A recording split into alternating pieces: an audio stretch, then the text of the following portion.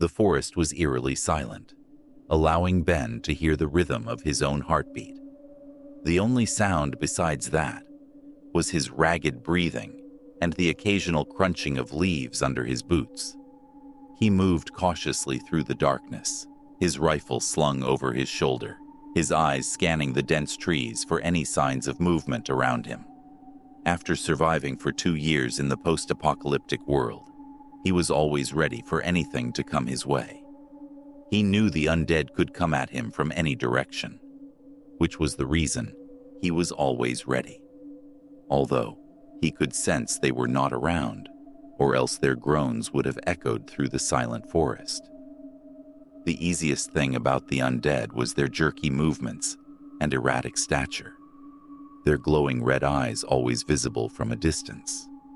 They did not have the potential of creeping over anyone silently, which was why Ben knew he could prepare himself if they ventured around him.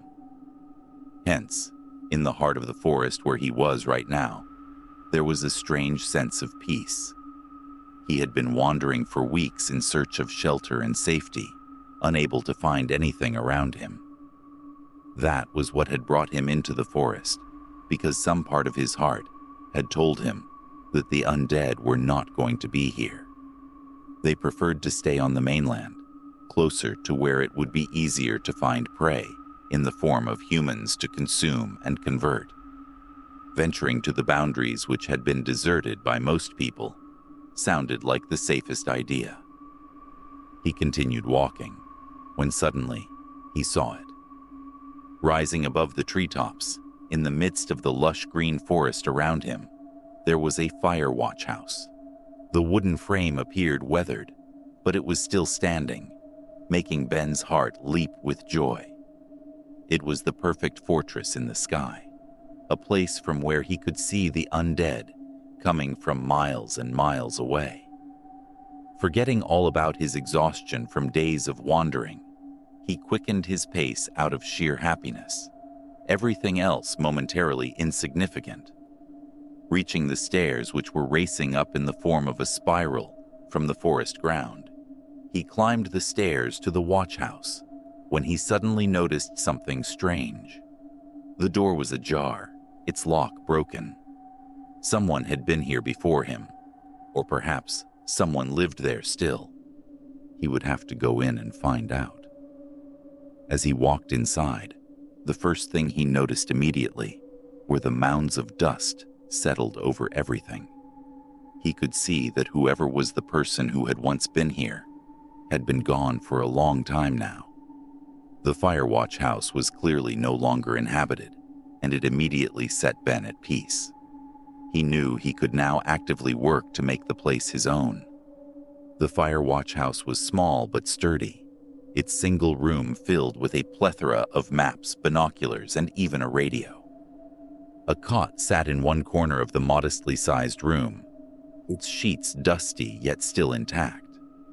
Ben dropped the large backpack he always carried with him at one corner and collapsed onto the cot, his body beginning to ache with exhaustion. For the first time in weeks, he finally felt safe. Safe enough to do nothing but rest and be his own self, unapologetically. After taking a breather, he got up again, realizing how the watch house was not proving to be just a shelter, but instead a treasure trove of supplies. Ben managed to find canned food in the cupboards, a first aid kit under his cot, and a stash of ammunition in a locked cabinet. To his surprise, the apartment was also filled with tanks, and tanks of fuel that seemed excessive for such a small place. Ben also knew how hazardous it was, considering he was in the middle of the forest, and just a little bit of fire could potentially burn down the entire place. As he continued to look around the room, his gaze suddenly landed on a worn diary with a leather-bound cover, the pages filled with neat handwritten notes. The first entry was dated just before the apocalypse had begun, throwing the world into a wild chaos.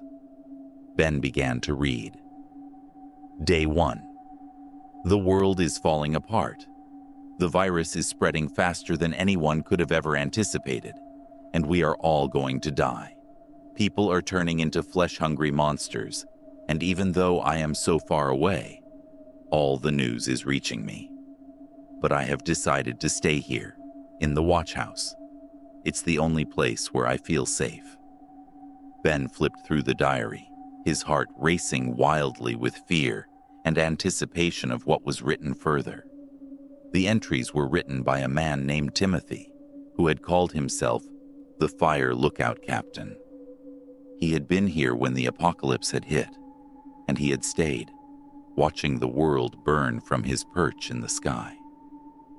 But Ben had the feeling that the diary was not just a record of his survival, but instead a blueprint for ending the apocalypse, or perhaps an autobiography of Timothy's very death.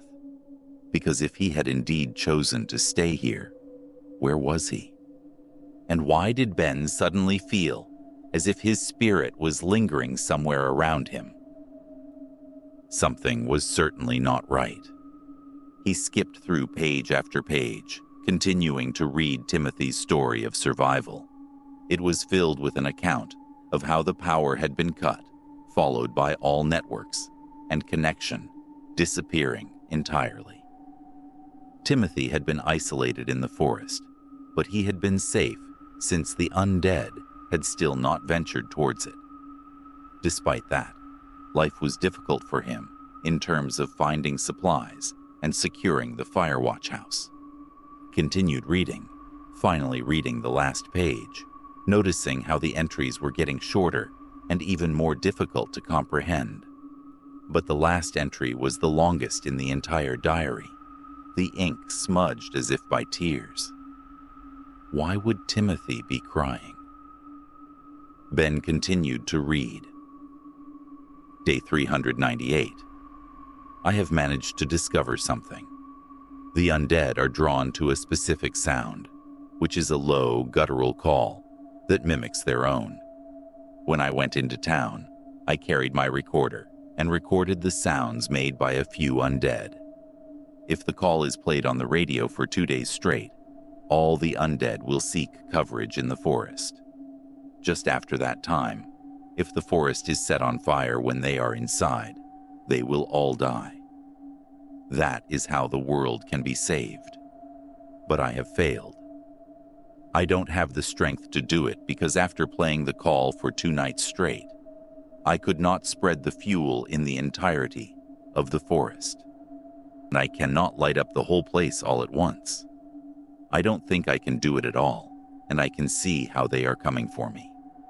They have all gathered in the forest and are heading straight for the watchtower. I won't let them come upstairs and destroy the tower, so I am heading downstairs to let them have me. If anyone finds this diary, please finish what I have started. You will find the tape just underneath the drawers in the radio. The fuel is right in the nook of the room. I am sure if you have found this diary, you have already found the fuel. Please do not let my sacrifice go in vain. Help the world to whatever extent you can. Light the forest up and burn them all down. That is the only way. Ben's hands trembled as he read the entry, unable to believe what was before him. He had stumbled upon a chance to end the apocalypse and save what was left of humanity. But would all the undead even be able to venture towards the forest in just 2 days? It sounded impossible, but it was still worth a try. He would not be able to find out without trying, at least. It was not going to be easy. He already knew that. He would have to lure the undead into the forest and set the place on fire. But the most difficult part of it all was, he would have to escape before the flames consumed him as well. This sounded like a suicide mission, but after spending 2 years in the midst of this madness, he had nothing to lose. He diligently spent the next few days preparing for it as best as he could. He already knew where the fuel was, just as Timothy had mentioned in his last diary entry, and had spent hours surveying the forest in all possible directions. Once he was certain he had a good idea of the perimeters, he slowly and discreetly went about on a journey to spread the fuel all over the area, going as far as he could and as close to the watch house as he could as well. He rigged up a series of explosives using the ammunition he had found, create makeshift bombs. Once everything was done, he surveyed the area again and realized that he was heading in the right direction. It had been 2 weeks to his arrival in the forest watch house, and the place had been his sanctuary. If he thought logically, what he was about to do might not be the best idea, since he might die, or perhaps the undead won't die at all, and it would simply result in the loss of such an excellent hideout. But he could not ignore Timothy and his last words. If he had written something like this in such a tough time, it had to mean something. And Ben was tired of the conditions the entire world had to suffer through. He had to do something. He already knew that he would not be able to abandon everything and run, not knowing if the undead had even accumulated in the forest or not. That only meant he would somehow need to stay there until the very end, after the forest had been set on fire. The plan was a huge risk, but it was the best thing he could do. He had no other choice except for this. He had already connected the explosives he had made and planted around the forest to a remote control detonator, and only one switch of it would help him get through to lighting the entire forest on fire. This was the only plan which was going to work. If only he had someone to help him, he might have been better at doing this, but he had no one. So he simply needed to trust himself, and this might be his only chance. Taking a deep breath, he looked through the drawers in the cabinet underneath the radio table, and just as Timothy had mentioned, a set of tapes was waiting for him. Ben carefully went through all of them, noticing how most of them were just tapes of music or talk shows, until he finally happened upon a single tape. It was unmarked and appeared different than the rest. His heart beating loudly in his chest, Ben placed the tape in the radio and started to play it, the watch house immediately filling with sounds of the undead. The sound was so perfectly captured that it scared Ben for a few seconds, until he calmed down again. It was as real as it could get. He picked the tape up and placed it outside onto the balcony, keeping a glass over the speaker to help make the sound even louder. The call was eerie, and the absolutely realistic sounds sent shivers down Ben's spine. He felt it in his heart that it was going to work. The sounds were certainly a call. At first, nothing really happened, and then Ben began to play it on a loop, the sound echoing through the forest, through the trees and the plains. He went inside, knowing that the undead certainly won't just appear on the first night. Ben had to practice patience. He woke up the next morning, feeling a difference in the air. As he stepped out in the balcony, he could hear the sounds of the groans, not just from the radio anymore, but from all around him. It felt as if they were replying back to the call, running slowly towards it. Ben stayed inside the hut, keeping a watch through the windows.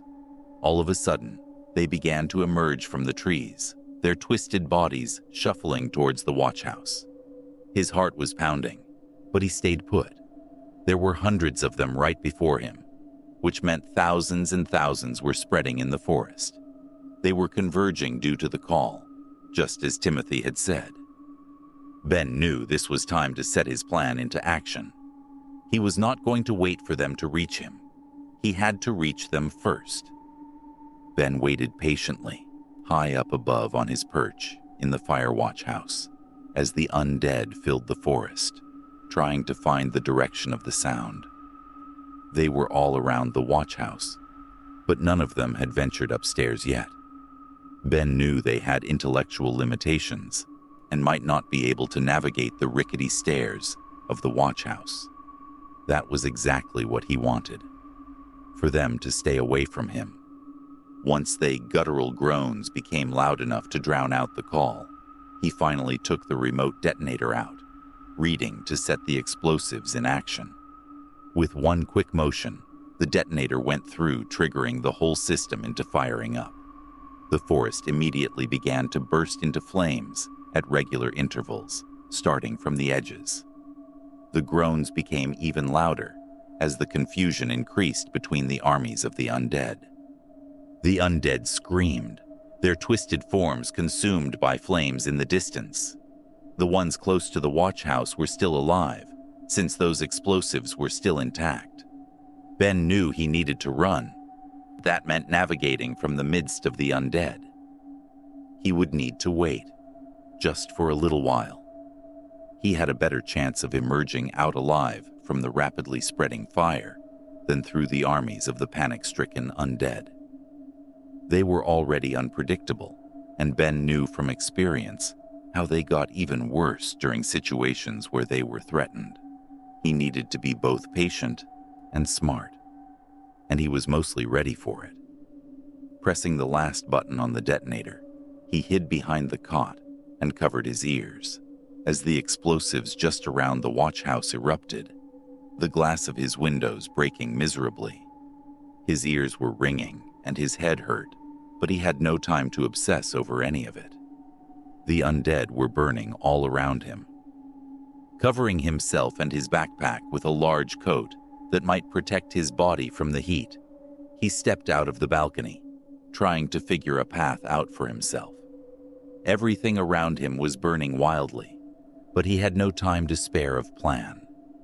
He could not wait to see the outcome or for the fire to die down. Otherwise, the fire would consume him too. Taking a deep breath, he covered his face with a mask and ran, the heat of the fire on his back. He ran with his arms spread forwards, trying to find as many clear openings as he could. All around him, the undead were burning, some of them still alive and running around frantically. None of them came for Ben, clearly still in shock about what was happening. He kept running and running until he finally reached the edge of the forest, the flames right at his back.